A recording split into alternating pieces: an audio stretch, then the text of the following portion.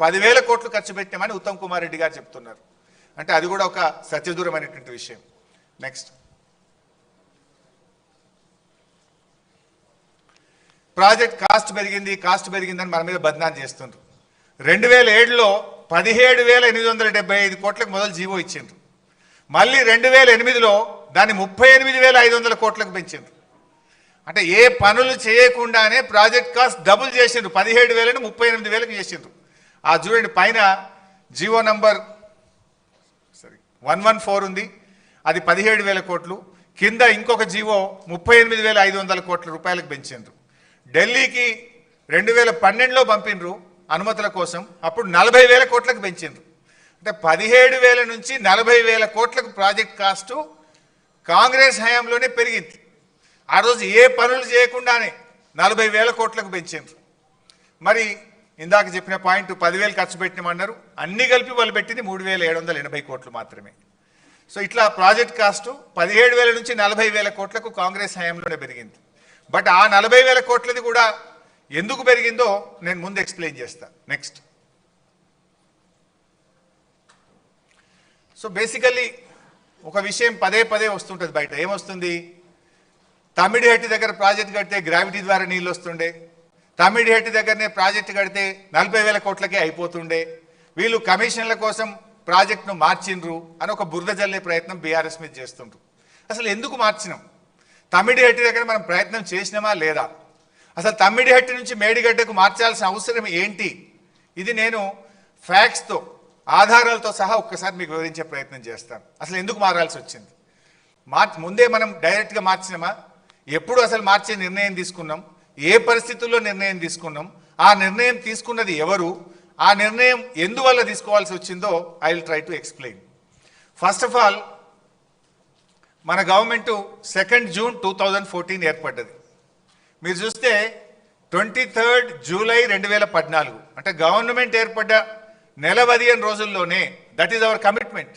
కేసీఆర్ గారు నన్ను, నువ్వు మహారాష్ట్రకు వెళ్ళు, తమిడిహట్టి దగ్గర బ్యారేజ్ కట్టుకుందాం, వాళ్ళు ఎన్ని డబ్బులు అడుగుతా అన్ని ఇద్దాం, నువ్వు పోయి వాళ్ళని ఒప్పించండి అని చెప్పి కేసీఆర్ గారు ఆ రోజు నీటిపారుదల శాఖ మంత్రిగా ఉన్న నన్ను, మన సలహాదారుడిగా ఉన్న ఆర్ విద్యాసాగర్ రావు గారిని ఇంజనీర్ల బృందం తీసుకొని వెళ్ళండి అని ఆదేశించారు.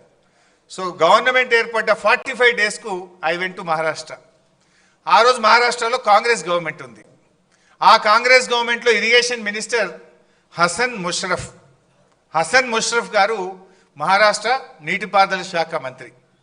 మేము అపాయింట్మెంట్ తీసుకొని ఆయన దగ్గరికి వెళ్ళి కలిసి మాట్లాడి మేము గత ఆంధ్రప్రదేశ్ లాగా మీతో కొట్లాడము, మా ముఖ్యమంత్రి గారు మీకు చెప్పమన్నారు, మీతో కలిసి పనిచేస్తాము, మీకు మా సహకారం అందిస్తాం, మీరు మాకు సహకారం అందించండి, మహారాష్ట్రలో ముంపు గురయ్యే భూమికి మీరు ఏ ధర నిర్ణయిస్తే ఆ ధర, మీరు ఎన్ని పైసలు అడిగితే అన్ని పైసలు ఇస్తాం, మా ఉద్యమమే నీళ్ళ నుంచి పుట్టింది, మా పోరాటమే నీళ్ళ కోసం జరిగింది, మా ప్రాంతంలో రైతుల ఆత్మహత్యలు జరుగుతున్నాయి, మేము తొందరగా ఇది కట్టుకోవాలనుకుంటున్నామని we pleaded them like anything, బతిలాడినాం అన్ని రకాలుగా. ఆయన మాట్లాడుతూ ఒక విషయం చెప్పారు. ఆయన మాట్లాడుతూ, చూడు భాయ్ సాబ్, ఇంకొక 6 నెలల్లో మాకు ఎలక్షన్ ఉంది మహారాష్ట్రలో, అప్పుడు అసెంబ్లీ ఎలక్షన్స్ ఇంకా 6 నెలలు ఉంది, అయినా మేము ఎట్లా ఒప్పుకుంటాము? 8 సంవత్సరాల నుంచి కూడా మేము స్పష్టంగా మీకు చెప్తూ వచ్చినాం, 152 మీటర్ల ఎత్తులో మేము తమ్మిడిహట్టి దగ్గర బ్యారేజ్ కట్టడానికి ఒప్పుకోము అని చాలాసార్లు మేము మీ ప్రభుత్వానికి చెప్పినాము. చెప్పడమే కాదు, మా ముఖ్యమంత్రి గారు మీ ముఖ్యమంత్రి గారికి లేఖ రాసిండ్రు అని ఆ లేఖ కాపీ ఇచ్చిండు నా చేతికి. ఏం రాసిండ్రు ఆ లేఖల మీరే చూడొచ్చు. చాలా స్పష్టంగా అందులో ఆనాడు మహారాష్ట్ర ముఖ్యమంత్రిగా ఉన్నటువంటి పృథ్వీరాజ్ చౌహాన్ గారు మన ముఖ్యమంత్రి కిరణ్ కుమార్ రెడ్డి గారికి లేఖ రాయడం జరిగింది. ఆ లేఖలో ఆయన చాలా స్పష్టంగా ఏం చెప్పిండంటే, it is also requested that Andhra Pradesh government should not proceed with unilaterally decided layouts and control levels, it may lead to unfruitful expenditure. మీరు సొంతగా మీరే 152 మీటర్ల ఎత్తని మీరే నిర్ణయించుకొని మీరే పనులు ప్రారంభించి మీరు ముందుకు పోతా ఉన్నారు. మీరు అట్లా చేస్తే మీరు పెట్టే ఖర్చంతా కూడా వృధా అవుతుంది, జాగ్రత్త అని చెప్పి మా ముఖ్యమంత్రి గారు మీ ఆనాటి ముఖ్యమంత్రికి లేఖ రాసిండ్రు. ఈ లెటర్ చదువుకోండి అని నా చేతిలో పెట్టిండు. అరే భాయ్ సాబ్ మరి ఎట్లా పనులు అయిపోయినాయి, ఆల్రెడీ ప్రాజెక్ట్ స్టార్ట్ అయింది, మరి మాకు ఇబ్బంది అవుతుంది అని మేము చాలా రకాలుగా రిక్వెస్ట్ చేసినాం. రిక్వెస్ట్ చేస్తే ఆయన ఒక మాట అన్నాడు ఆ రోజు, ఇక 6 నెలలు అయితే ఎలక్షన్ ఉంది భాయ్ సాబ్, 7 ఏళ్ళు ఒప్పుకునే వాళ్ళం ఇప్పుడు ఒప్పుకుంటాం ఎలక్షన్లు కూడా. మా దగ్గర ఆల్రెడీ పెద్ద ఉద్యమాలు అవుతున్నాయి మహారాష్ట్రలో, మహారాష్ట్ర మునిగిపోయి తెలంగాణకు నీళ్ళు ఇస్తారని చెప్పి ఉద్యమాలు అవుతున్నాయి, మేము ఇప్పుడు ఒప్పుకునే పరిస్థితి లేదు, ఏదైనా ఉంటే ఎలక్షన్ అయినాక రాండి మేము మళ్ళీ గెలిస్తే అప్పుడు మాట్లాడుకుందాం, కానీ ఇప్పుడు ఇక మాట్లాడేది లేదు పోనని ఎలగొట్టాడు. సరే అట్లెందుకు భాయ్ సాబ్, ఇంజనీర్లు అయితే మాట్లాడతారు, ప్రయత్నం చేయండి అంటే ఓకే డిపార్ట్మెంట్స్ మాట్లాడుకోండి, కానీ ఫైనల్ డెసిషన్ మాత్రం ఆఫ్టర్ ఎలక్షన్స్ అన్నాడు. సరే తదనంతరం 16 జూలై ఆగస్టులో ఒక మీటింగ్ అయింది, 4 ఫిబ్రవరి ఇంకొక మీటింగు, ఇంజనీర్స్ లెవెల్లో సెక్రటరీస్ లెవెల్లో మీటింగ్స్ జరిగినాయి. 16/8/2014 నాడు ఆర్ విద్యాసాగర్ రావు గారి నేతృత్వంలో మళ్ళొక్కసారి కూడా మీటింగ్ అయి 152 మీటర్ల ఎత్తులో మేము కట్టుకుంటాము, మీరు ఎంత డబ్బు అడిగినా ఇస్తామని చెప్పి విద్యాసాగర్ రావు గారు కూడా ఇంకొక మీటింగ్లో కూడా చెప్పారు. ఇన్ని మీటింగ్స్ జరిగినాయి. నెక్స్ట్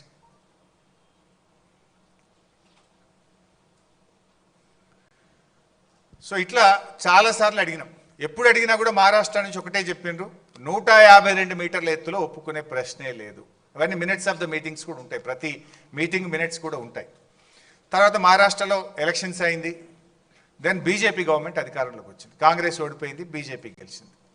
కొత్త గవర్నమెంట్ రాగానే మళ్ళీ పోయినాం అపాయింట్మెంట్ తీసుకుంటే, అప్పుడు గిరీష్ మహాజన్ గారని ఆంధ్రప్రదేశ్లో మహారాష్ట్రలో బీజేపీ గవర్నమెంట్లో గిరీష్ మహాజన్ గారు నీటిపారుదల శాఖ మంత్రి అయింది. దెన్ ఆయన దగ్గరికి అపాయింట్మెంట్ తీసుకొని 23 డిసెంబర్ 2014 ఆ రోజు మళ్ళీ వెళ్ళి ఆయన కూడా కలిసాం. కలిసి గిరీష్ మహాజన్ గారిని రిక్వెస్ట్ చేసినాం. చేస్తే ఆయన అన్నాడు, చూడు భాయ్ సాబ్ ఇది పాలసీ డెసిషను, మంత్రులుగా మనం మాట్లాడుకునేది కాదు, ఆల్రెడీ మా బీజేపీ పెద్ద ఎత్తున ఈ ప్రాజెక్టుకు వ్యతిరేకంగా మేము పోరాటాలు చేసినాం, ఉద్యమాలు చేసినాం, అరెస్టులు అయినాం, ఇది మన లెవెల్లో అయ్యేది కాదు, బెటర్ ఒకసారి ముఖ్యమంత్రుల లెవెల్లో మాట్లాడితే ఏదైనా పరిష్కారం జరుగుతుందని ఆయన సూచన ఇచ్చింది.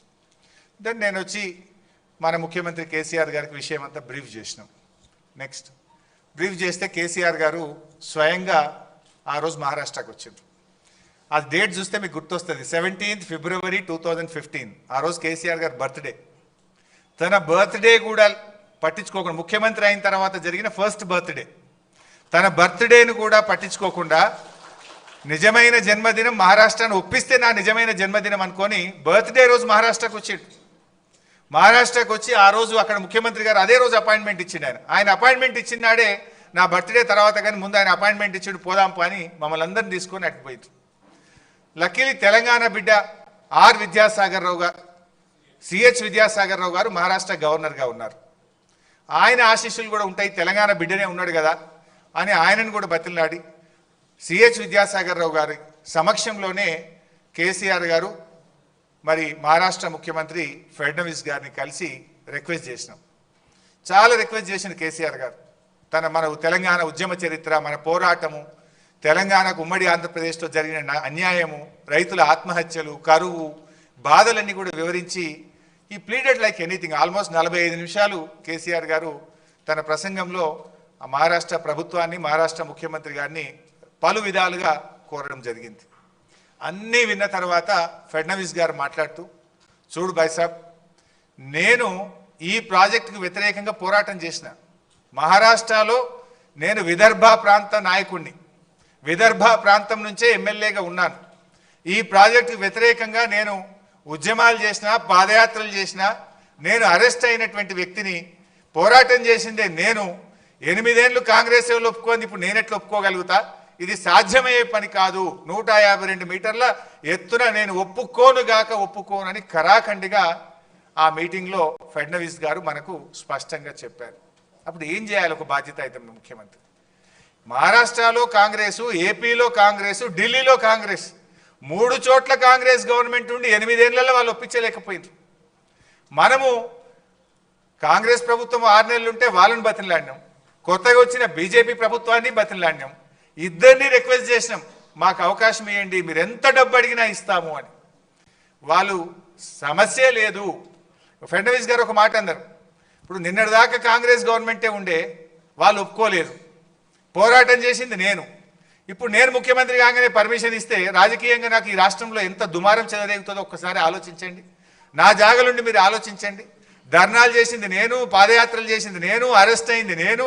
8 ఏళ్ళు కాంగ్రెస్ వాడు అనుమతి ఇవ్వలే కానీ బీజేపీ వాడు రాగానే ఇచ్చిందంటే మహారాష్ట్రలో నా పరిస్థితి ఏందో మీరు ఆలోచించండి బైసాబ్, ఇది అయ్యే పని కాదు అని చెప్పారు. వాస్తవానికి విద్యాసాగర్ రావు గారు కూడా చాలా రిక్వెస్ట్ చేశారు, మా తెలంగాణ కరువు ప్రాంతం కొద్దిగా ఆలోచించండి అని. ఒక గవర్నర్గా అక్కడ ముఖ్యమంత్రి గారిని కూడా పాపం ఆయన కూడా కొంత ప్రయత్నం చేశారు ఆ మీటింగ్లో. Because I was present in that meeting. అన్ని రకాలుగా ప్రయత్నం జరిగినా నో అని చెప్పారు. బట్ మీన్ వైల్ ఏం జరిగిందో నెక్స్ట్.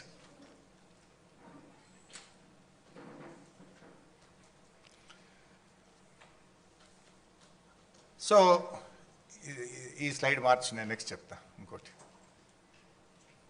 రైట్, ఇది మీన్ వైల్ ఏమైంది? 17 ఫిబ్రవరి